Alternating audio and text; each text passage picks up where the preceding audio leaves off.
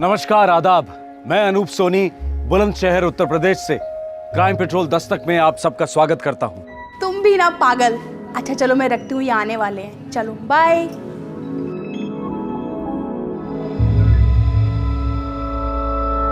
मुझे नहीं पता था आप मेरे पीछे खड़े हो। और मुझे भी नहीं पता था कि मेरे पीठ पीछे ये सब हो रहा है। फिर से शुरू हो गया? तुम रुकने का नाम नहीं लेती। सहेली थी मेरी बचपन की। कोई यार भी हो सकता है, जवानी का। छी, हमारी शादी को 18 साल हो चुके हैं। बच्चों की माँ हूँ, आपकी पत्नी हूँ आपकी। लेकिन खुश नहीं हो मुझसे। गैर मर्दों के साथ हंस हंस कर बातें करती हो, न जाने क्या क्या करती हो, और मुझसे झूठ बोलती हो। क्या कमी है मुझमें? क्या कमी है? बोलो मुझे, बोलो क्या कमी है मुझमें? शक की बीमारी का कोई इलाज नहीं है। शक रिश्तों का कातिल है, ऐसा जहर जो एक शादी को धीरे धीरे कुरेद कुरेद कर जहन्नुम बना देता है। एक ऐसा कीटाणु जो एक बार पति या पत्नी के दिमाग में घुस जाए तो जीवन साथी की सारी आजादी छिन जाती है। किसी से महज मुस्कुराकर बात करना तक दुश्वार हो जाता है। और फिर अक्सर ऐसे जोड़े में से कोई एक हताश होकर जुर्म के दरवाजे पर दस्तक देता है। 31 जुलाई 2005 बुलंदशहर उत्तर प्रदेश, आज से 6 साल पहले।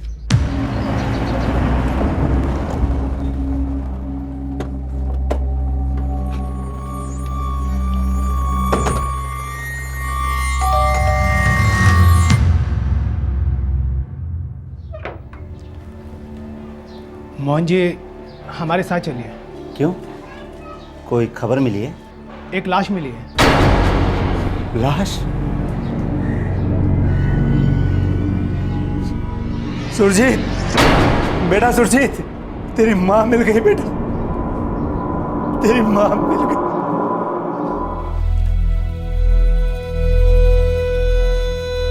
आर्निया के एक तालाब से मिली है लाश।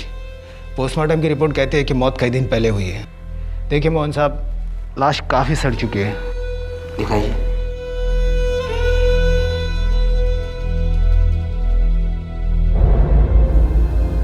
रज्जो, रज्जो, माँ उठो, पापा, रज्जो को क्या हो गया बेटा? क्या कर दिया रे तेरे साथ उन लोगों ने? पापा, माँ को क्या हो गया? माँ उठो, माँ।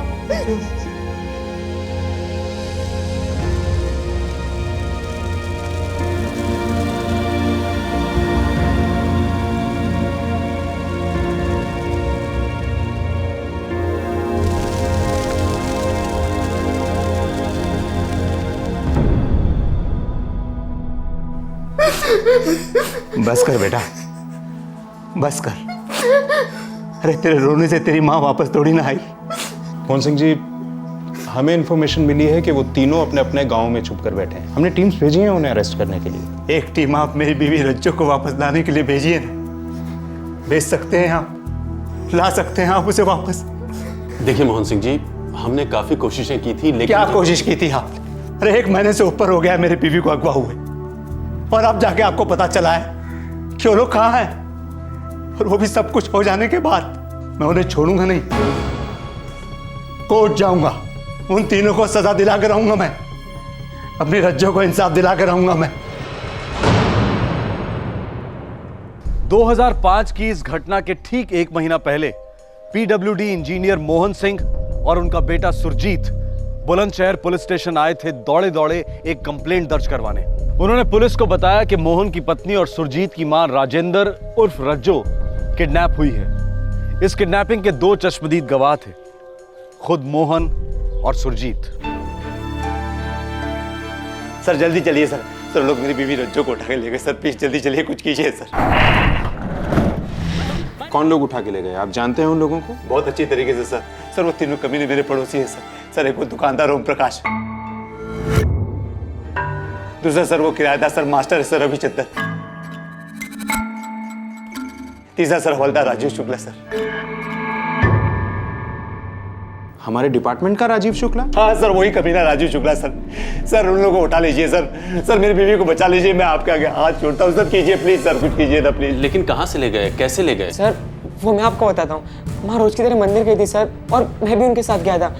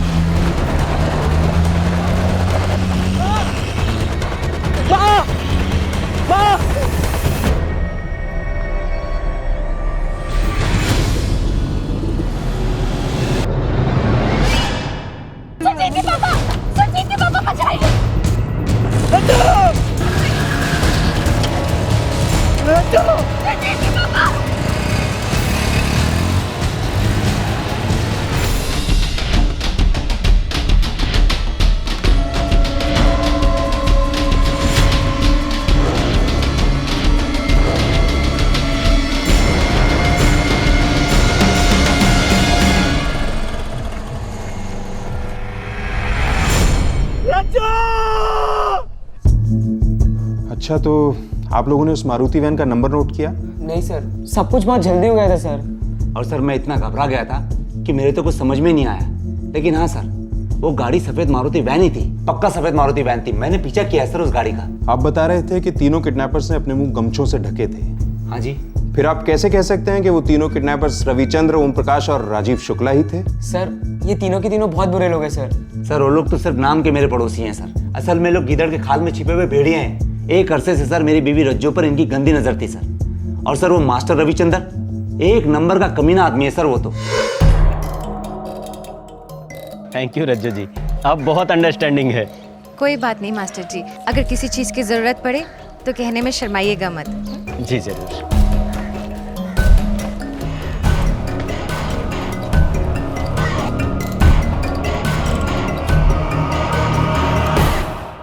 बहुत अच्छे, बहुत हंसमुख है। इनफैक्ट उनका और राघव का रिश्ता बाप बेटे का नहीं है, दोस्तों का ज्यादा है। अरे रज्जो, ये ऊपर वाले रविचंद्र के बच्चे ने किराया दिया कि नहीं? जी नहीं, बोले स्कूल वालों ने सभी टीचर्स की तनख्वाह लेट कर दी है इस बार। बोले 10 दिन में दे देंगे। बेचारे सॉरी भी बोले। सॉरी भी बोले? अरे मैं तो पहले ही इसे किराएदार नहीं रखना चाहता था। बिल्कुल पसंद नहीं है मुझे ये आदमी। क्यों जी, ठीक ठाक तो है। वैसे तो किराया हमेशा वक्त पर देते हैं, अपने आप में रहते हैं, मंदिर भी जाते हैं। तू तो बिल्कुल भोली है रज्जो, बिल्कुल ना समझ है। दुनियादारी तो कुछ समझती है नहीं। जानती है उसके स्कूल से मैंने क्या क्या सुना है उसके बारे में? क्या सुनाई दिया है आपको? देख, तुझे ये सब जानने की कोई जरूरत नहीं। तू बस उस आदमी से दूर ही रहना, समझी? ये आपके घर का फर्स्ट फ्लोर कब से किराए पर दिया था इस रविचंद्र को? यही कोई 6-7 महीनों से। स्कूल टीचर है तो सोचा कि अच्छा आदमी होगा इसलिए किराए पे रख लिया, लेकिन बहुत बड़ी गलती हो गई साहब।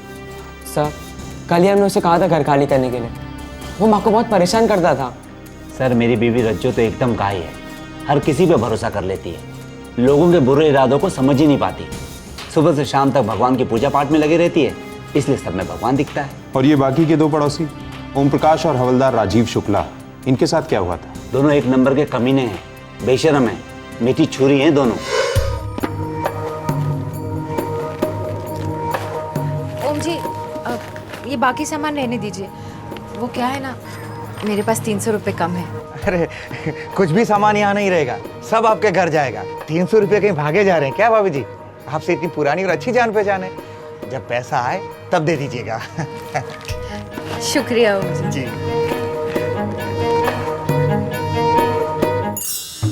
हो जाएगा तो बहुत मेहरबानी होगी राजीव जी।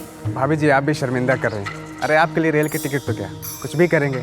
कितनी भली हैं आप, बहुत अच्छी भाभी। लाइए प्रसाद खिलाइए। शुक्रिया।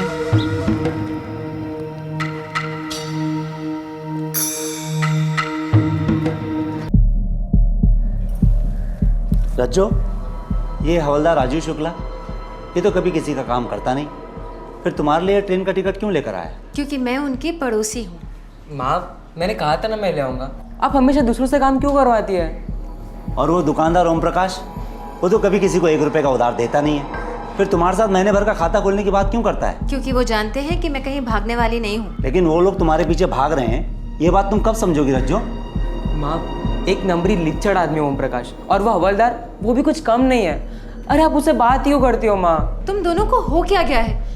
जब देखो मेरे साथ ऐसे पेश आते हो जैसे मुझे कुछ हो जाएगा।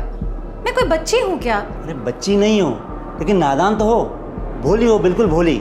उन लोगों के इरादों को बिल्कुल नहीं समझती हो। अरे लक्षण रज्जो दस्तक होते हैं, दस्तक। इससे पहले कि तुम्हारे साथ कुछ गलत हो जाए तुम समझ जाओ ना।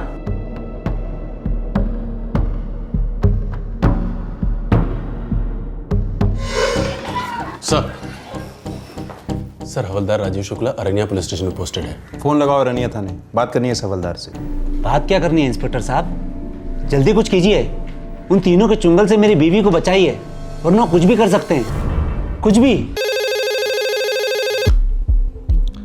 हेलो, अरनिया थाना। बुलंदशहर थाने से पीएसआई गजेंद्र सिंह बोल रहा हूँ। सलाम सर, कांस्टेबल आजम खान बोल रहा हूँ। कांस्टेबल राजीव शुक्ला है ड्यूटी पर? नहीं सर, वो आज ड्यूटी पर नहीं है। छुट्टी पर है? नहीं सर, ऐसा कुछ भी नहीं बोले, बस आज आए नहीं है। पता नहीं क्यों उनका मोबाइल भी ऑफ है। मोबाइल ऑफ है?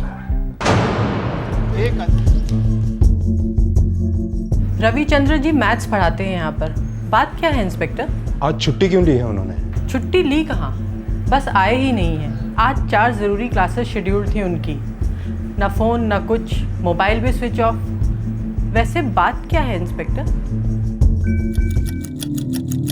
कुछ बताकर नहीं गए, बोले कि तुम दुकान संभालो। ओम प्रकाश जी का मोबाइल क्यों स्विच ऑफ है? वो ही जाने, वो कभी बताते नहीं और मैं कभी पूछती नहीं। अपनी मर्जी के मालिक हैं वो।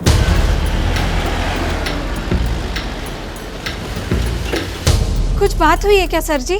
अभी कुछ पता नहीं है। हवलदार शुक्ला जब आ जाए मुझसे कांटेक्ट करने के लिए बोल देना। कुछ तो बात है ना सर जी।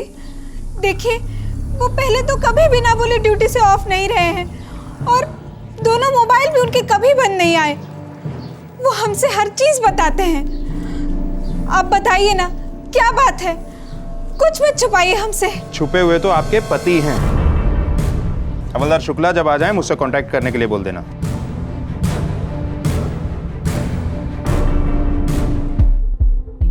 सर वो तीनों काम पर नहीं आए हैं और उनके मोबाइल भी स्विच ऑफ हैं। गजेंद्र, तीनों गायब हैं। सर मुझे लगता है मोहन सिंह का शक सच हो सकता है। पता लगाओ तीनों के और कोई घर वर तो नहीं है। खास दोस्त, अड्डे, सबका पता लगाओ। ठीक है सर। मिसेस रज्जो मोहन सिंह की आबरू ही नहीं, जान भी खतरे में हो सकती है।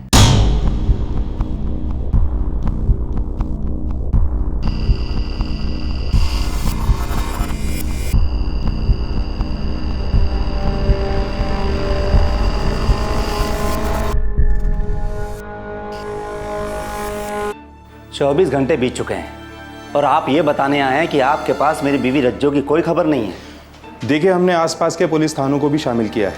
रज्जो जी की फोटोग्राफ्स भी सर्कुलेट हुई और सारे चेक नाके सफेद मारुति वैन पे नजर रखे हुए हैं। लेकिन कोई तो खबर होगी मेरी बीवी रज्जो की। एक खबर है। क्या? जिन 3 पड़ोसियों के नाम आपने लिए थे, स्कूल टीचर रविचंद्र, किराने वाला ओम प्रकाश और हवलदार राजीव शुक्ला, ये तीनों के तीनों गायब हैं। ये खबर है?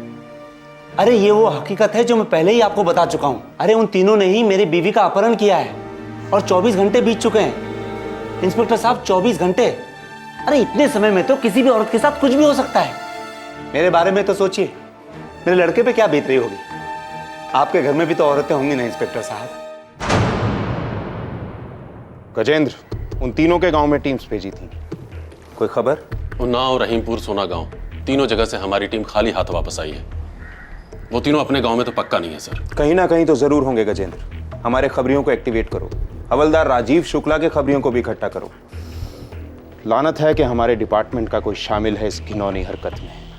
यार, जब पुलिस वाला शामिल है तो दूसरे पुलिस वाले काहे पंगा लेंगे? सब अपनी अपनी बिरादरी को बचाने में लगे हुए हैं। अरे तो हमारी पीडब्ल्यूडी की बिरादरी भी कोई छोटी मोटी नहीं है। मोहन सर, आप सीधे बड़े साहब को एक नोट भेजिए तुरंत। हाँ साहब, बिल्कुल भेज दीजिए। वो तो मैं कब का भेज चुका हूँ। बड़े साहब सीधा कलेक्टर साहब से बात करेंगे ना, तभी कोई पत्ता हिलेगा। मैं तो अभी कहता हूँ पुलिस वालों भरोसा मत करो। यार भरोसा तो मेरी पत्नी रज्जो ने किया था उन तीनों कुत्तों पर। देखा कैसे काट खाए। मैंने उसे कितनी बार कहा था, उन लोगों से मिलना जुलना खतरे से खाली नहीं। मैंने उसे समझाया था, उनसे बात मत करना, उनकी तरफ देखना भी नहीं, लेकिन वो मानी नहीं। सारा बुलंदशहर हिल गया था। एक सरकारी अफसर की पत्नी किडनैप हुई थी और 1 महीने से उसकी कोई खबर नहीं थी। तीनों नामजद स्कूल टीचर रविचंद्र, दुकानदार ओम प्रकाश और हवलदार राजीव शुक्ला भी 1 महीने से गायब थे। उनका कोई नामो निशान नहीं मिल रहा था। 4 परिवार निराशा की गिरफ्त में थे और पुलिस फोर्स बिल्कुल बौखलाई हुई। बुलंदशहर पुलिस पर सरकारी डिपार्टमेंट का प्रेशर था।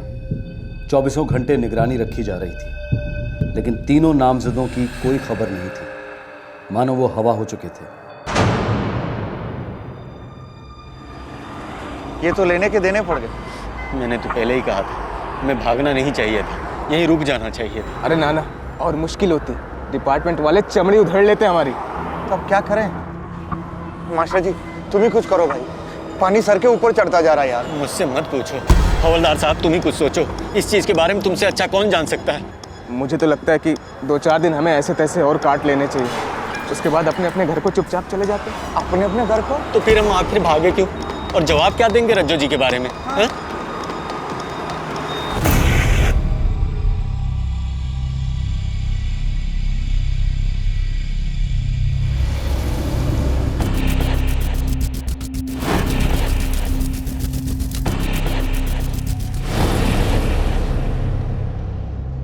24 जुलाई 2005 अरनिया पुलिस को एक तालाब से एक औरत की लाश मिली। ये लाश काफी सड़-गल चुकी थी। पोस्टमार्टम के 7 दिन बाद तक ये लाश लावारिस पड़ी रही। चूंकि रज्जो का केस गरमाया हुआ था, इसलिए स्वाभाविक तौर पर शिनाख्त के लिए मोहन सिंह को बुलाया गया। बाप बेटे दोनों ने रज्जो को आइडेंटिफाई किया। अब रज्जो की किडनैपिंग का केस रज्जो मर्डर केस में तब्दील हो गया। मैं उन तीनों को सजा दिला के रहूंगा। मैं अपनी रज्जो को इंसाफ दिला के रहूंगा। हमारा यकीन कीजिए मोहन सिंह जी, हम भी वही चाहते हैं। हम आपकी पत्नी के हत्यारों को गिरफ्तार करके रहेंगे। उनमें से एक आपके डिपार्टमेंट का आदमी है, गिरफ्तार करेंगे आप? बड़े दुख की बात है मोहन सिंह जी, अगर आप ऐसा सोचते हैं। खैर छोड़िए, जब हत्यारे गिरफ्त में होंगे तब देखिएगा आप जान जाएंगे कि पुलिस डिपार्टमेंट क्या चीज़ है। चलते हैं, चलो।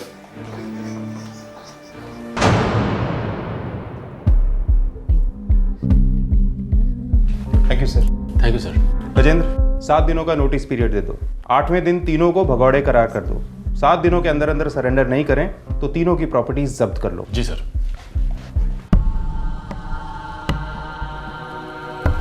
देखो भाई, हम लोगों के पास कोई और चारा तो है नहीं, और वैसे भी हमारे कारण हमारे घर वालों की तो बैंड बज चुकी है। रज्जो जी इस दुनिया में नहीं है, और अब बहुत जल्द हम भी वहीं जाने वाले हैं। हम तीनों की कब्रें खुद चुकी हैं। तो फिर हम जिंदा लाशों की तरह क्यों भटकते रहे?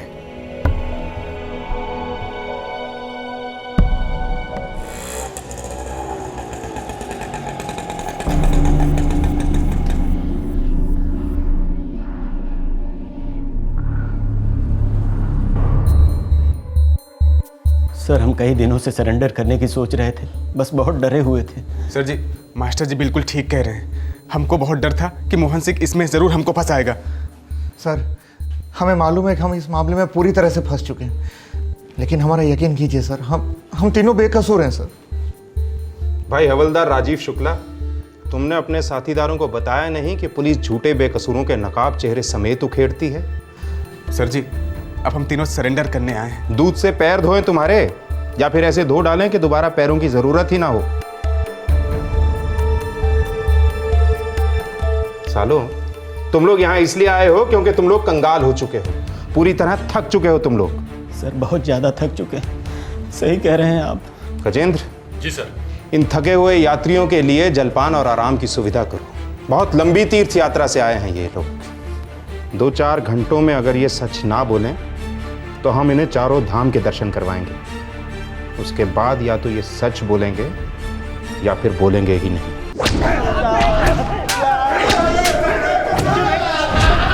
साले, मास्टर होके ऐसी करता है? हमारा यकीन कीजिए साहब, हम इसलिए भाग गए थे क्योंकि हमें पता चला कि रज्जो जी का किडनैप हो गया है और वो पागल मोहन सिंह हमारा नाम लेने जा रहा था। साहब, भगवान की कसम, इस किडनैपिंग के बारे में हम लोग को कुछ भी मालूम नहीं था। हमारा कोई हाथ नहीं था इसमें। तुम तीनों की उस औरत पे नजर थी। एक अधेड़ उम्र की शादीशुदा औरत को तुम तीनों ने मिलकर बर्बाद किया। पुलिस की पूछताछ पूरे 4 दिन तक चली। 3rd डिग्री के इस्तेमाल के बावजूद तीनों आरोपी एक ही सुर में गा रहे थे, एक ही बात दोहरा रहे थे कि वो बेकसूर है। ये कोई क्रिमिनल रिकॉर्ड वाले छटे हुए हिस्ट्री शीटर्स नहीं थे जो पुलिस की मार के आदी थे। एक स्कूल टीचर था, एक दुकानदार था और एक खुद पुलिस वाला।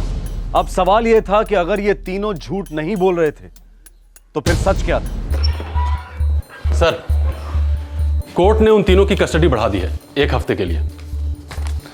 मुझे डाउट है कि इससे कुछ फायदा हो, और हैरानी की बात यह है कि इतनी पिटाई के बाद भी तीनों मुंह नहीं खोल रहे हैं। सर, शायद उनके मुंह में कुछ हो ही ना। शायद मोहन सिंह के पेट में कुछ हो। मेरी पत्नी रज्जो मर चुकी है इंस्पेक्टर साहब, अब और क्या जानकारी चाहिए आपको? 4 दिनों तक उन तीनों को लगातार पिटाया हमने। बड़े बड़े क्रिमिनल्स भी 2 दिन तक नहीं टिक पाते। अब आप उन तीनों के साथ क्या कर रहे हैं ये तो मैं देखने आया नहीं। अरे इसकी मां मरी है, मेरी पत्नी मरी है, 18 साल की शादी थी हमारी, इस घर की इज्जत थी वो, लक्ष्मी सरस्वती सब कुछ। और सबसे बड़ी बात, अभी तक ये पता नहीं चल पाया है कि उन तीनों ने उसे मारने से पहले उसके साथ क्या क्या किया था। फिर भी अगर आपसे नहीं होता है ना तो आप उन तीनों को मेरे और मेरे बेटे के हवाले कर दीजिए। हम सच उगलवाएंगे उनसे, चाहे जितना भी वक्त लग जाए। मिस्टर रविचंद्र और हवलदार राजीव शुक्ला के बेल के कागजात। और ओम प्रकाश? उनकी जमानत नहीं। क्यों? ये तो आप कोर्ट से जाके पूछिए। फिलहाल मेरे ये 2 क्लाइंट्स और 1 दिन भी जेल में नहीं होने चाहिए। वैसे भी काफी टॉर्चर किया आपने उनका। वकील साहब, साइकिल चोरी के केस में अंदर नहीं हुए हैं ये तीनों। केस क्या है, किसने क्या किया है, ये तो वक्त आने पर कोर्ट में डिसाइड होगा। इंस्पेक्टर, मेरे क्लाइंट्स प्लीज। गजेंद्र। जी सर। रविचंद्र और राजीव शुक्ला के ऑर्डर्स तैयार करो। Yes sir. तीनों आरोपी पूरे 2 महीने पुलिस कस्टडी में रहे, जहां उनसे हर तरीके से पूछताछ की गई, पर केस रत्ती भर भी आगे नहीं बढ़ा। अरे रविचंद्र, राजीव शुक्ला, चलिए आप लोगों की जमानत हो गई है। अरे हवलदार साहब, मैं ओम प्रकाश, मेरी जमानत? अरे नहीं नहीं, इन दोनों की हुई है सिर्फ। रविचंद्र और राजीव शुक्ला की बेल मंजूर हो गई क्योंकि उनके वकील एडवोकेट मसीह ये साबित कर पाए थे कि किडनैपिंग के दौरान वो किसी और ही जगह मौजूद थे। दुकानदार ओम प्रकाश के लिए की गई आर्ग्यूमेंट से कोर्ट संतुष्ट नहीं था और उसकी बेल रिजेक्ट हो गई। सर, मेरी बीवी के 2 हत्यारों को बेल हो गई है। वो खुलेआम घूम रहे हैं, मजे ले रहे हैं, जबकि उन्हें उम्र कैद की सजा होनी चाहिए। मोहन सिंह, केस कोर्ट में है और कानून को अपना काम करने दो। फिर तो गई भैंस पानी में सर, फिर तो कुछ भी नहीं होगा। सर, आपसे रिक्वेस्ट है, होम मिनिस्टर को कम से कम एक ऑफिशियल लेटर भेजिए ना प्लीज। होम मिनिस्ट्री को लेटर लिखना बचकानी हरकत होगी, और अब वो जमाना नहीं रहा जब केस सॉल्व होने में बहुत ज्यादा समय लगता था। देखना, बहुत जल्द केस की सुनवाई होगी, केस फास्ट ट्रैक चलेगा। फिर भी सर, अगर ऊपर से थोड़ा दबाव रहेगा तो केस और भी फास्ट ट्रैक हो जाएगा। सर, मेरे बारे में सोचिए, मेरे बेटे के बारे में सोचिए। सर, वो तो जवान है, उसका तो खून खोलेगा ही खोलेगा, खास तौर से तब जब वो दोनों आंखों के सामने होंगे।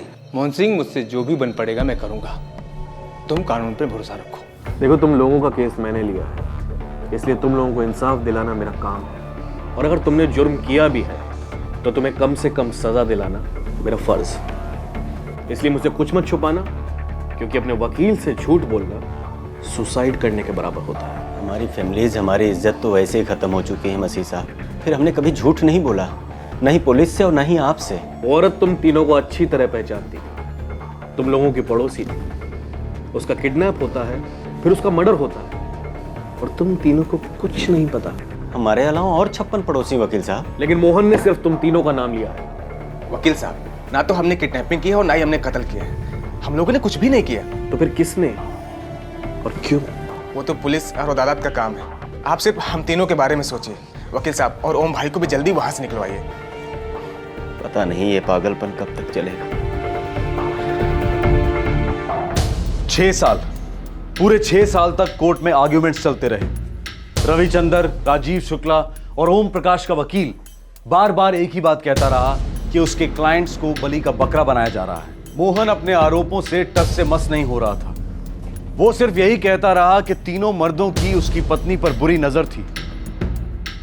ओम प्रकाश 6 साल जेल में कैद रहा, जबकि उसके साथी आरोपी रविचंद्र और राजीव शुक्ला को बराबर बेल मिलती रही। आखिरकार 2011 में यह केस अपने सर के बल उलट गया। पुलिस को एक खबर मिली थी।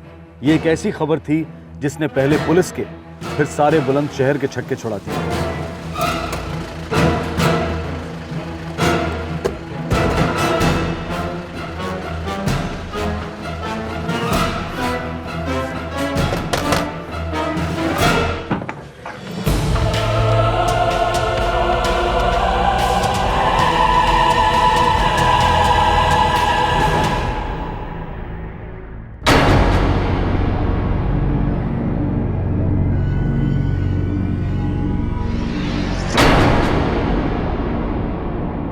पूरे 6 साल बाद बुलंदशहर पुलिस के सामने एक औरत खड़ी थी जो ये कह रही थी कि वो रज्जो है, वही रज्जो जो अगवा की गई थी, वही रज्जो जिसकी मौत हो चुकी है। क्या ये वाकई मोहन सिंह की बीवी थी? और अगर थी तो फिर अपहरण किसका हुआ था और लाश किसकी मिली थी? 2005 के पेचीदा केस की गांठें अब जाकर 2011 में खुलने लगी। मोहन सिंह जी, हम कर करा के और कर क्या सकते हैं? कानून ने रविचंद्र और राजीव शुक्ला को बेल दी है। वैसे वो अभी तक शक और कानून के दायरे से बाहर नहीं है। लेकिन आप कानून के रखवाले तो है ना इंस्पेक्टर साहब, आप उन दोनों के खिलाफ और सबूत इकट्ठा क्यों नहीं करते? सर जी, 6 साल में जो बन पाया है हमने किया है। नहीं किया है इंस्पेक्टर साहब, मेरी बीवी को मारकर नहर में फेंक दिया गया और अभी तक आप ये पता नहीं लगा पाए कि उसको मारने से पहले उसके साथ क्या क्या किया गया था। आपको अभी तक मर्डर वेपन नहीं मिला है, आपको वो सफेद रंग की मारुति वैन नहीं मिली है जिसमें मेरी बीवी को अगवा किया गया था।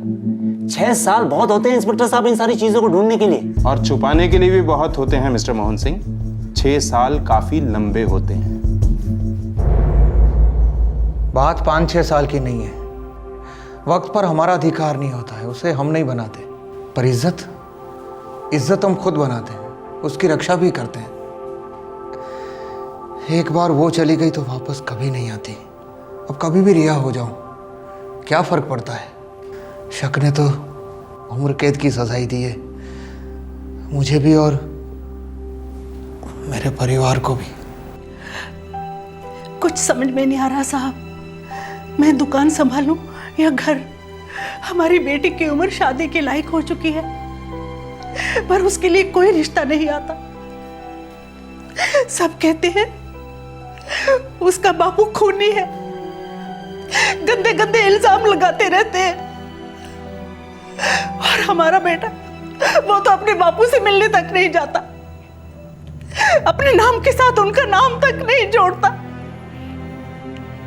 ये सजा कब तक चलेगी साहब? देखिए, जब अदालत अपना फैसला सुनाएगी तभी पता चलेगा।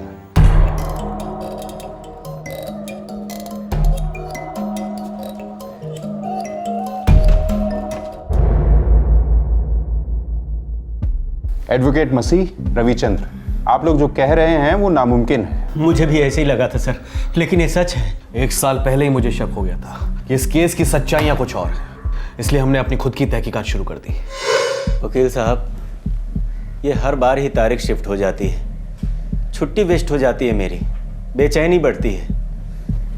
कब अपना नाम क्लियर कर पाऊंगा पूरी तरह? रवि, अब जो कुछ करना है हमें खुद करना होगा। क्या मतलब वकील साहब? मतलब ये कि कोर्ट जब तक पुलिस को आगे इन्वेस्टिगेशन करने के लिए नहीं कहती, तब तक पुलिस कुछ नहीं करेगी। कोर्ट में हजारों केस चल रहे हैं, मगर तुम्हारे पास जिंदगी सिर्फ एक है। तो हम क्या कर सकते हैं वकील साहब? खुद पुलिस बन के इन्वेस्टिगेशन कर सकते हैं। रवि, ये जो औरत रज्जो है, उसके अतीत के बारे में तुम मुझे कुछ बता सकते हो? उसका कोई पुराना दुख, कोई दर्द, कोई गुजरा हुआ हादसा? वकील साहब, वो तो हमेशा मुस्कुराती रहती थी, मदद करने में हमेशा आगे। बस एक बार आंखों में आंसू देखे थे उसके। हाँ भैया, सुनाइए। अच्छा, अरे ये तो बहुत अच्छी खबर है। लड़की कहाँ की है? लड़की बिहाना गांव की है। नहीं नहीं भैया, मैं नहीं जानता हूँ बिहाना गांव के बारे में। अच्छा भैया, रखता हूँ, पाए लागू। मास्टर जी। जी रज्जू जी। वो आप अभी बिहाना गांव के बारे में बात कर रहे थे ना? अरे हाँ, मेरे भतीजे की शादी तय हुई है, लड़की बिहाना की है। आप जानती है बिहाना गांव को? मेरा मायका है बिहाना। अरे वाह, कैसा है ये गांव? बड़ा है क्या? अभी कैसा है पता नहीं। क्या हुआ रज्जू जी? कुछ नहीं, कुछ नहीं। मतलब रज्जो एक अरसे से अपने मायके नहीं गई थी? हाँ, हो सकता है। चलो हम चलते हैं। फिर आप दोनों बिहाना गए, क्या पता चला वहां से? एक दूसरे ही गांव का पता मिला। क्या मतलब? बिहाना गांव के लिए रज्जो जी मर चुकी थी।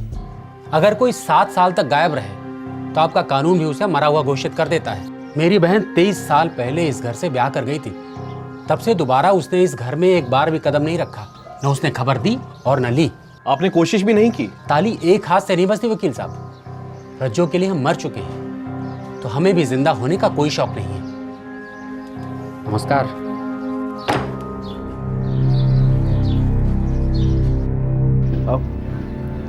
ये आप क्या कह रही हैं? हाँ जी, मैंने सारी बातें सुनी। अब मेरी सुनो, ये जो रज्जो है ना, उसको तो शादी करनी नहीं थी, जबरदस्ती ब्याह दी गई। शादी क्यों नहीं करना चाहती? एक स्कूल का मास्टर था विक्रम सिंह, उसके साथ इसकी मंगनी हो गई थी, लेकिन पता नहीं क्या हो गया, मंगनी टूट गई। उसके बाद तो समझो ये जोगन बनने चली थी रज्जो। माँ जी, ये विक्रम सिंह कहाँ पढ़ाता था? बोला तो स्कूल में। नहीं, किस स्कूल में? अब मैं क्या जानूं, स्कूल से मेरा क्या लेना देना। हमें लगा शायद कोई लेना देना हो। 1% चांस तो हो सकता है। स्कूल कैसे ढूंढा आप लोगों ने? 6 महीने तक अलग अलग जिलों के स्कूलों के रिकॉर्ड्स की खाक छान मारी हमने। पिछले 38 सालों में हमारे स्कूल में जितने भी अध्यापक रह चुके हैं उन सबके नाम इस रजिस्टर में हैं, और यहाँ भी। विक्रम सिंह क्या पढ़ाते थे मालूम नहीं? एक भूगोल विक्रम सिंह थे जो इस दुनिया में नहीं रहे बेचारे, और एक खड़ूस विक्रम सिंह थे जो इस दुनिया में रहते हुए भी ना रहे जैसे हैं। क्या मतलब? मतलब अपने आप में खोए रहते हैं। ऐसे खामोश अध्यापक सारे जिले में ना मिले हैं। अभी कहाँ मिलेंगे? अरे वही मंदिर के पास वाली गली में तो रहते हैं। क्या बताऊं सर, रिटायरमेंट के करीब पहुंच चुके हैं और हनुमान जी की उपासना छोड़कर कामदेव जी के भक्त बने बैठे हैं। क्या मतलब? अरे वही के बस 5 साल पहले तो उन्होंने शादी की है।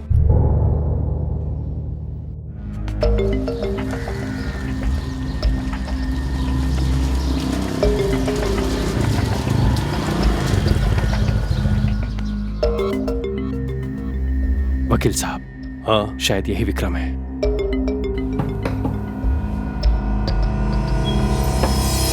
अरे आप आ गए? रज्जो जी? हाँ, वकील साहब, ये तो रज्जो जी हैं। हाँ, आर यू श्योर? हाँ, रज्जो जी।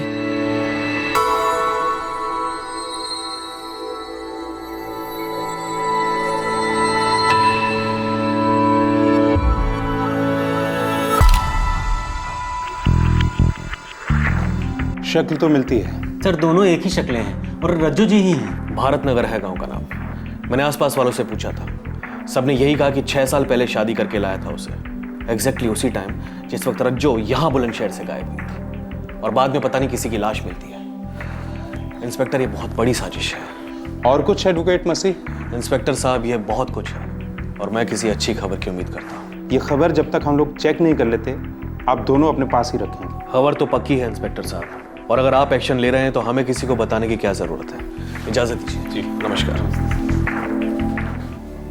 क्या लगता है गजेंद्र? सर, मुझे तो ये सारी कहानी मनगढ़ंत लगती है। लेकिन शक्ल मिलती है। भारत नगर चलने की तैयारी करो। रज्जो की किडनैपिंग और उसकी हत्या के पूरे 6 साल बाद खबर आई कि रज्जो जिंदा है। वो अपने 18 साल पहले के मंगेतर विक्रम के साथ नया घर बसाकर रह रही थी। एक आरोपी और उसके वकील ने ये चौंकाने वाली खबर लाकर दी थी, और बतौर सबूत उन्होंने एक फोटोग्राफ पेश की। लेकिन पुलिस के लिए ये फोटोग्राफ फिलहाल महज एक सुराग था, सबूत नहीं। सबूत उन्हें पुलिस प्रोसीजर्स के तहत इकट्ठा करके अदालत के सामने पेश करने थे। ये केस बहुत ज्यादा सेंसिटिव था, क्योंकि पिछले 6 सालों में 4 परिवारों पर कहर टूट चुका था। 3 आरोपियों का परिवार और एक पीड़ित का परिवार। रज्जो की सच्चाई जानने के लिए पुलिस की टीम तुरंत बुलंदशहर से निकल पड़ी। इस केस का एक नया पहलू उनके लिए इंतजार कर रहा था।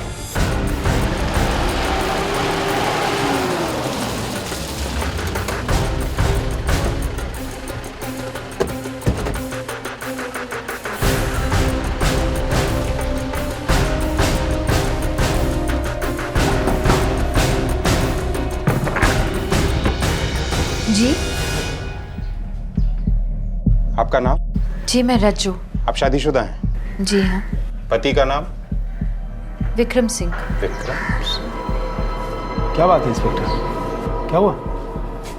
जी यही है मेरे पति विक्रम सिंह।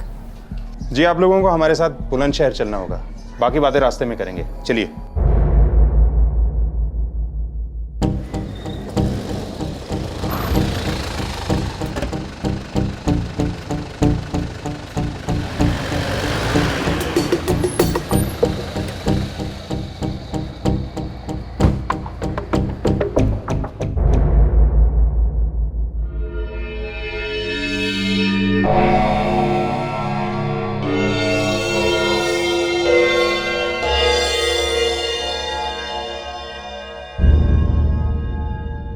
ओम प्रकाश, कौन है ये औरत? रज्जो जी। हवलदार? रज्जू भाभी साहब। मास्टर जी। सर, मैं तो पहले ही बता चुका हूँ। ओपन एंड शट केस है इंस्पेक्टर। मेरे तीनों क्लाइंट्स क्लीन हैं। रुकिए एडवोकेट मसीह साहब, रुकिए। अभी मोहन सिंह जी और सुरजीत ने कुछ कहा नहीं है। मोहन सिंह जी, मैं इस औरत से जानना चाहता हूं, ये कौन है? हाँ, आप मोहन सिंह की बीवी से विक्रम सिंह की बीवी कैसे बनी? इस आदमी के शक ने मुझसे मेरा बच्चा, मेरी जिंदगी, सब कुछ छीन लिया। 18 साल मैं इसके साथ रही पत्नी बनकर, इसे अपना सब कुछ दिया, लेकिन इसने सिर्फ शक किया। रज्जू जी, इस बार मेरी तनख्वाह थोड़ी लेट आएगी, किराया 1 हफ्ते बाद दूंगा। कोई बात नहीं मास्टर जी। कोई बात क्यों नहीं है? हाँ, कोई बात तो जरूर है। ये क्या गन चल रहा है तुम दोनों के बीच में? कैसी बातें कर रहे हैं आप? तू अंदर चल, चल अंदर। मोहन भाई साहब, ये ओए साले, भाई साहब भी बोलता है और मेरी बीवी रज्जो पे बुरी नजर भी रखता है। हाँ, चल घर से निकल, तू घर से निकल कुत्ते, वरना मैं पुलिस के पास जाऊंगा, समझे? देख रहे हो ना भाई साहब आप लोग? हाँ, अरे कमीनेपन की हद होती है। मेरी बीवी रज्जो पे नजर रखता है ये आदमी। शिक्षक कहता है अपने आप को, शिक्षक। थू।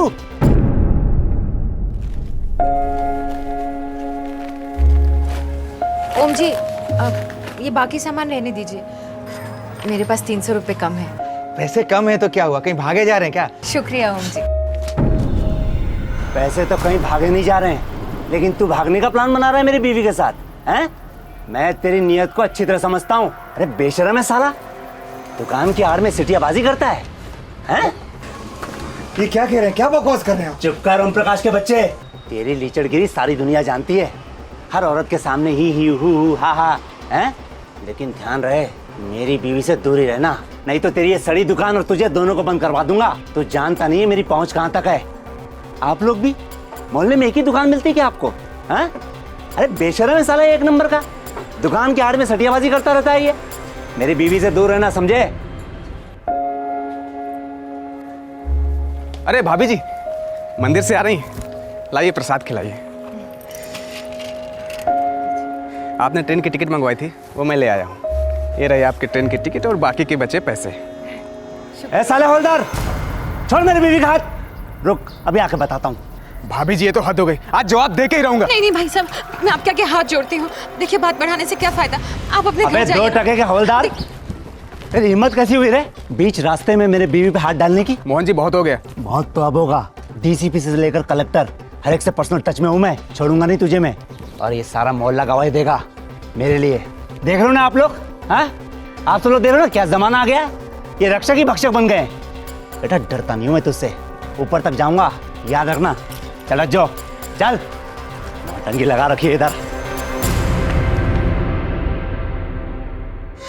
ये तीनों अच्छे लोग हैं, हमेशा मेरी मदद करते, शरीफ लोग, घर बार वाले लोग। इनको सबके सामने जलील होना पड़ा, इनके कारण मुझे शर्मिंदगी महसूस होती, माफी मांग नहीं सकती। ये फिर गलत समझ बैठे तो एक औरत के लिए कितनी बुरी बात है। इस उम्र में शादी के इतने साल बाद ये सब देखना पड़े। कहीं भी अकेले जाने नहीं देते, मंदिर जाती तो भी सुरजीत को साथ भेजते, 24 घंटे मुझ पर निगरानी रखते। मेरे बच्चे को इन्होंने इस कदर अपने काबू में रखा था, वो तो भूल ही गया था कि मैं उसकी माँ हूं। मैं सारा दर्द पीकर इन दोनों की पूरे दिल से देखभाल करती, मुस्कुराते हुए ताने सुनती। लेकिन एक रात तो हद हो गई। पापा, कल दोपहर को मम्मी किसी से फोन पे बात कर रही थी, जैसे ही मैं आया तो तुरंत फोन काट दिया। बकवास मत कर सुरजीत, वो मैं अपनी सहेली से फोन पे बात कर रही थी। वही था ना, शादी से पहले वाला स्कूल मास्टर जिससे तेरा चक्कर चल रहा था, जिसकी झूठन को तेरे बाप ने मेरे गले से बांध दिया। बस भी कीजिए, बच्चे के सामने कितनी गंदी बात कर रहे हैं। सुरजीत, तुम अंदर जाओ। सुरजीत कहीं नहीं जाएगा, तो यहीं रुक बेटा।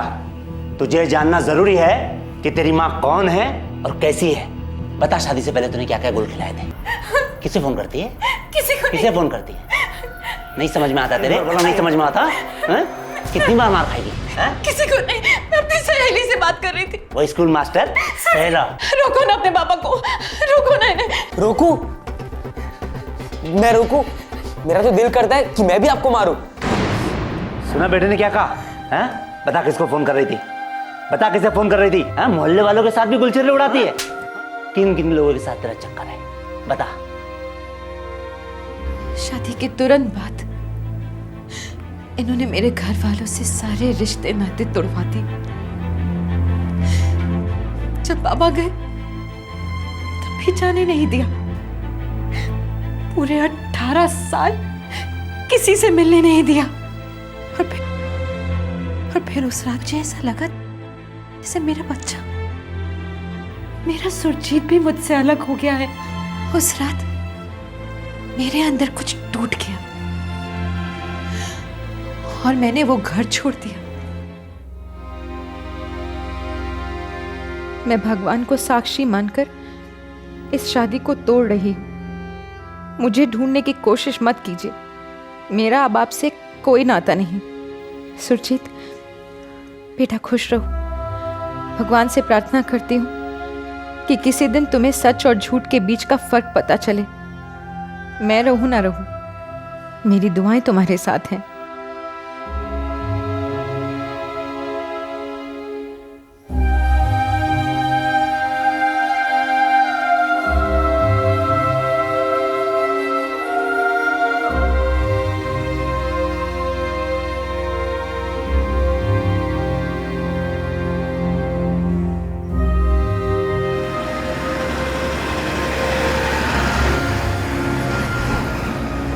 मेरे पास 2 रास्ते थे, या माँ बाप के यहाँ लौट जाऊं या फिर बनारस जाकर किसी आश्रम में भर्ती हो जाऊं। लेकिन भगवान ने तीसरे रास्ते को मेरी ओर भेजा।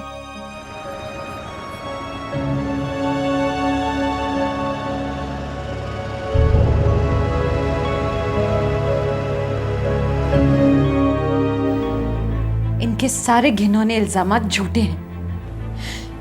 शादी से पहले मेरी विक्रम जी से सगाई हुई थी। जी हाँ इंस्पेक्टर, दरअसल मेरे पिताजी की मृत्यु की वजह से ये शादी नहीं हो सकी। उसके बाद मैं शादी करना ही नहीं चाहती थी, लेकिन बाबा के कहने पर इनसे शादी की।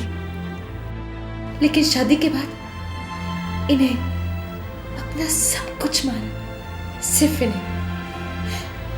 किसी दूसरे की तरफ देखा तक नहीं। पूरे 18 साल। बस मुझे और जिल्लत नहीं सहनी थी। और जब रज्जो ने मुझे अपनी सारी बात बताई तो मैंने इनके सामने शादी का प्रस्ताव रखा। और मेरी खुशकिस्मती है कि इन्होंने हाँ कर दी। अपनी सारी बुरी यादें भुला दो अब रज्जो, और आज से एक नई शुरुआत। आधी जिंदगी तो खत्म हो गई ना विक्रम जी। लेकिन अभी आधी जिंदगी तो बाकी है ना रज्जो, और नियति की जो मर्जी है उसे हमें स्वीकार तो करना पड़ेगा ना। अब मुस्कुरा दो।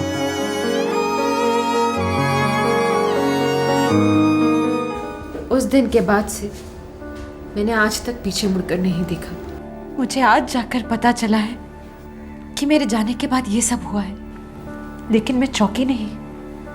इनसे और उम्मीद की भी क्या जा सकती है। लेकिन अगर मुझे पहले भनक होती तो मैं पहले ही इनका पर्दाफाश कर देती।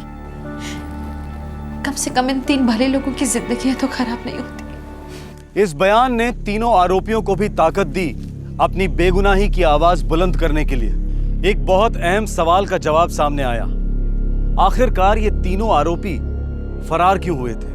पूरे गांव में खबर फैल गई थी कि रज्जो जी अगवा हो गई हैं। हमने सुना कि मोहन सिंह हमारे खिलाफ शिकायत दर्ज करने जा रहा है। इस पागल आदमी ने तो हमारा पल्ला वैसे ही कमजोर कर रखा था। पूरे मोहल्ले के सामने हमें बेइज्जत कर चुका था ये। देख रहे हो ना आप लोग? हाँ, आप सब लोग देख रहे हो ना क्या जमाना आ गया है? ये रक्षक ही भक्षक बन गए। मेरी बीवी रज्जो पर नजर है इस आदमी की। अरे यह आदमी अपने आप को शिक्षक कहता है। आइंदा से सामान वामान लेने नहीं आएगी वो यहाँ। पहुंच मत जाना घर पे। हम बहुत ज्यादा डर गए थे। हम बहुत सीधे साधे लोग हैं साहब, कोई पहुंच नहीं, पहचान नहीं। मैं तो पुलिस फोर्स में होने के बावजूद इतना डर गया। इन दोनों का तब बुरा हाल था। हमने सोचा जब तक राजू भाभी नहीं वापस मिलती तब तक हमारा छुपे रहना ही बेहतर है। क्या दिन देखने पड़ रहे हैं हवलदार भाई। जिंदगी में किसी का कोई नुकसान नहीं किया, सबसे दोस्ती, कोई बैर नहीं, फिर भी। मैं तो बच्चों को सच्चाई और नेकी का पाठ पढ़ाता हूँ, उस पर अमल भी करता हूँ। मैं मोहल्ले में सर उठा के चलता हूँ, और मैं ही क्यों, आप सभी भी तो चलते हैं। लेकिन अगर पुलिस हमें गिरफ्तार करके घसीट के घर से ले गई तो मोहल्ले में कितनी थू-थू होगी। पुलिस मार मार के खाल खींच लेती है लॉकअप में। अरे यार, हम अपने घर लौट भी पाएंगे क्या कभी? ऊपर वाले पे भरोसा रखें। चलो अभी चलते हैं। शिकायत दर्ज हो चुकी है और वारंट भी हमारे खिलाफ निकल चुका है।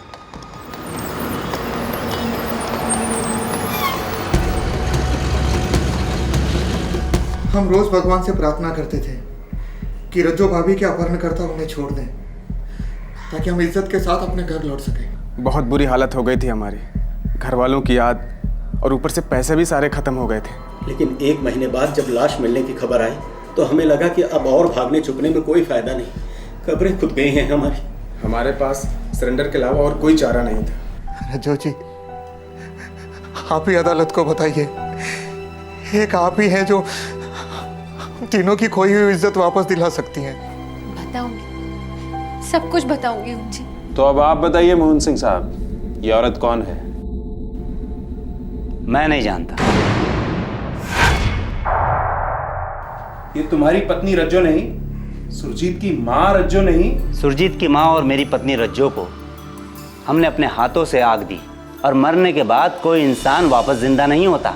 हो सकता है ये मेरी पत्नी रज्जो की हमशक्ल हो, प्लास्टिक सर्जरी का भी कमाल हो सकता है, बहुत कुछ हो सकता है, लेकिन मुझे पूरा यकीन है कि इस औरत को इस चालाक वकील ने खड़ा किया है ताकि मेरे पत्नी के ये तीनों कातिल आजाद हो सके। ये मेरी पत्नी रज्जो नहीं है, हो ही नहीं सकती। क्यों बेटा, ये तेरी माँ है? नहीं, मेरी माँ मर चुकी है। कहानी ने एक और जबरदस्त ट्विस्ट ले लिया था। मोहन सिंह और सुरजीत दोनों ही रज्जो को पहचानने से साफ इनकार कर रहे थे। फिर एक बार शक की सुई डगमगाई। क्या मोहन सिंह की बातों में जरा सी भी सच्चाई थी? क्या रज्जो के बयान में थोड़ी सी भी खोट थी?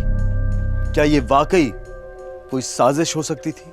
पुलिस ने दोनों पार्टियों पर नजर रखी और दोबारा से इस केस की छानबीन शुरू कर दी। सर, वो विक्रम स्कूल टीचर है और रविचंद्र भी स्कूल टीचर है। हो सकता है दोनों मिले हुए हों। होने को तो हो सकता है, लेकिन सबसे पहले रज्जो की असलियत क्लियर करनी है। जी। तुम सबसे पहले उसके भाई से कांटेक्ट करो, अगर है तो उसका रज्जो से खून का रिश्ता है। 25 साल से हमने उसे देखा तक नहीं है, हमारा उससे कोई लेना देना नहीं है। देखिए भाई साहब, अगर आप कोऑपरेट करेंगे तो अच्छा रहेगा। बहुत से लोगों की जिंदगियां दांव पर लगी हुई हैं, इसीलिए मैं कह रहा था। मुझे क्यों एतराज होने लगा इंस्पेक्टर साहब? अभी बुला देता हूँ। सुरजीत, सुरजीत बेटे। जी पापा। बेटा, ये इंस्पेक्टर साहब जो बोले वो करो, डरो नहीं। मुझे कोई एतराज नहीं, मैं तो कुछ भी करने को तैयार हूँ, बस उस दरिंदे को सजा हो जाए। अपने आप को रज्जो कहने वाली औरत, असली रज्जो का बेटा सुरजीत और असली रज्जो का भाई, तीनों का डीएनए टेस्ट करवाया गया। यह टेस्ट शक को यकीन में बदलने वाला था। 4 परिवारों को इस टेस्ट का बेहद इंतजार था और रिजल्ट ने सारे शक दूर कर दिए। रज्जो और उसके भाई का डीएनए टेस्ट मैच हुआ। रज्जो और सुरजीत का डीएनए टेस्ट मैच हुआ। रज्जो वाकई रज्जो थी, सुरजीत की मां और मोहन सिंह की पत्नी जिससे उसने रिश्ता तोड़ा था। मोहन सिंह, 6 साल तक तुम मेरे केबिन में आकर मुझसे सवाल करते रहे। आज मैं तुम्हारे घर आया हूं, मुझे कुछ जवाब चाहिए। कैसा जवाब? रज्जो की किडनैपिंग और लाश की सच्चाई क्या है? वो तो 6 साल पहले ही मैं आपको बता चुका हूँ। 6 साल पहले मैंने और मेरी टीम ने 3 बेगुनाह लोगों को जानवरों की तरह पीटा, उन पर केस किए, उनकी जिंदगियां बर्बाद हुई। तुम्हारी जिंदगी मेरे लिए बहुत कम मायने रखती है, तो चुपचाप सच बोलोगे तो शायद जियोगे। अरे रज्जो, रज्जो,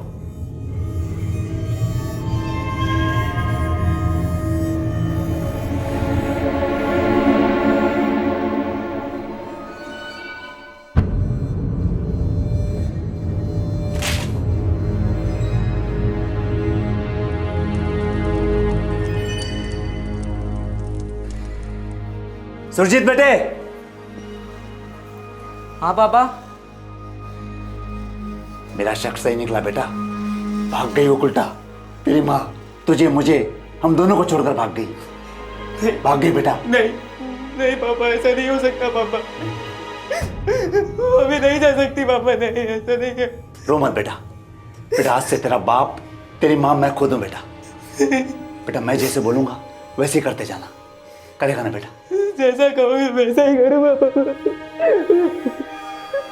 फिर मैंने पूरी झूठी कहानी बनाई किडनैपिंग की, और आपके पास आकर एक झूठी रिपोर्ट लिखवाई। मैंने अपने बेटे सुरजीत को अपनी तरफ कर लिया था, और मुझे पूरा यकीन था कि वो हमेशा मेरा साथ देगा। उन तीनों के नाम ही क्यों लिए, किसी और के क्यों नहीं? क्योंकि वो तीनों मुझे सबसे ज्यादा खटकते थे। मेरी बीवी उनसे सबसे ज्यादा घुल मिलकर बातें किया करती थी। बातें किया करती थी, सिर्फ बातें, शराफत से। मानो या ना मानो, मेरी बीवी बेवफा थी। वो बेवफा नहीं थी, बल्कि तुम बीमार थे, अब भी हो। शक की बीमारी से ही मरोगे तुम। लावारिस लाश की शिनाख्त में तुमने उसे रज्जो कहकर क्यों पहचाना? क्योंकि मैं जानता था मेरी बीवी रज्जो कभी वापस नहीं आएगी। मोहन जी, एक लाश मिली है, आपको शिनाख्त के लिए बुलाया है। हे भगवान। सर मैं आपको बता दूं, लाश बहुत बुरी हालत में है। लाश को पहचान पाना बहुत मुश्किल है। अपनों को तो किसी भी हालत में पहचाना जा सकता है। आप एक मिनट रुकिए, मैं अपने बेटे को साथ ले चलता हूँ। 2 जन रहेंगे तो हिम्मत बनेगी और पहचानने में चूक नहीं होगी। सुरजीत, बेटा सुरजीत। बेटा एक लाश को पहचानने जाना है, बस कहना मम्मी है, और ज्यादा जानने की जरूरत नहीं है। जी पापा, जैसा आप कहें। आग्नेय के एक तालाब से मिली है लाश।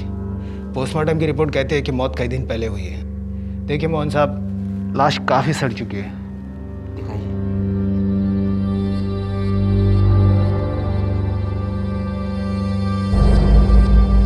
रज्जो, रज्जो,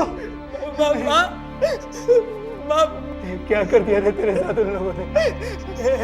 पापा। उन तीनों कमीनों पर मर्डर और किडनैपिंग का चार्ज लगाकर मैं आधी लड़ाई तो वैसे ही जीत चुका था। ऊपर से उन तीनों बेवकूफ़ों का भागना मेरा काम आसान कर गया।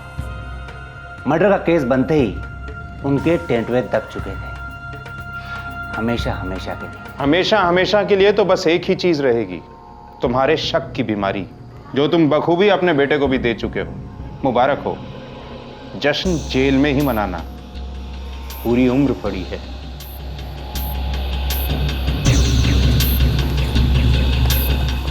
मोहन सिंह और सुरजीत को संगीन झूठे इल्जाम लगाने और झूठे बयान देने के जुर्म में गिरफ्तार किया गया।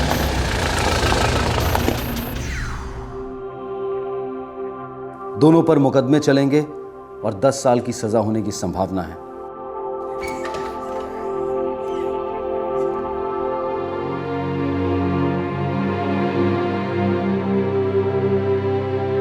अदालत ने ओम प्रकाश को बाइज्जत बरी किया है। कांस्टेबल राजीव शुक्ला और स्कूल टीचर रविचंद्र के खिलाफ केसेस भी खारिज किए गए हैं।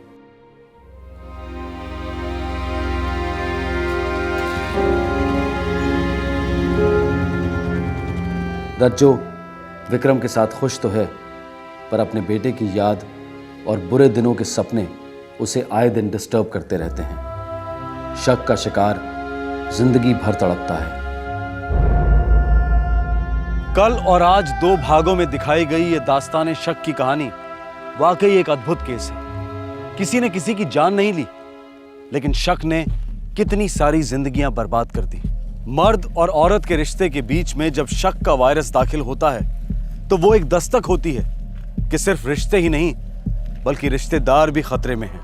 क्राइम पेट्रोल दस्तक लगातार आपके लिए जुर्म की कहानियां लेकर आता रहेगा। हमारा मकसद है जुर्म से लड़ना, उसे कम करना, और उसके लिए सबसे ज्यादा जरूरी है उसे समझना। आपसे फिर होगी मुलाकात, तब तक अपना ख्याल रखें, सुरक्षित रहें। जय हिंद। इस तरह के और भी एपिसोड देखने के लिए हमारे चैनल को सब्सक्राइब करें और बेल आइकन दबाना ना भूलें।